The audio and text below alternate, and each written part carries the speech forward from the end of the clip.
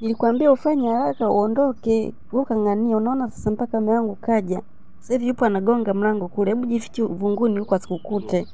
Maana akikukuta huyo mzee atakukata panga. Hebu jifiche huko. Kunipiga kwenyewe hawezi.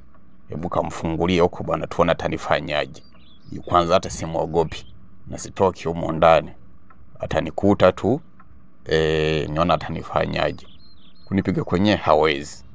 Weka fungue tu, mimi nitasimama hapa. Anikute tu, tuzichape humo ndani. Na kwa taarifa yako nikimpiga na kuhamishia nyumbani kwangu. Sitaki ujinga mimi. Mzee, naomba usali sala zako za mwisho. Leo nakuua. Kumbe wewe ndo natembeaga na mke wangu. Kila nikitoka kwenda kazini unatembea na mke wangu. Sasa leo ndo siku yako ya mwisho. Sali sala zako za mwisho. Ufanye toba. Maana nachoenda kukufanyia sasa hivi sidhani kama hata nyumbani kwako utafika. Watakuta mwili tu. Kwa hiyo sali sala zako za mwisho. Leo nikufundisha adabu. Jinga kabisa. Wewe kijana, kwanza uwe na adabu. Huwezi ukaniita mimi fumanizi, unaona kama umenifumania wakati mimi ni katekista. Hapa yapata mwezi mzima mke wako simuoni kanisani.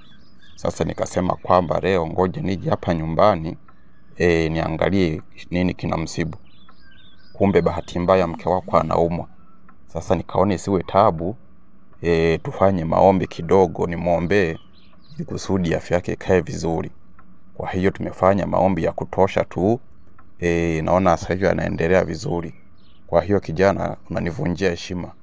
Mimi ni katekista.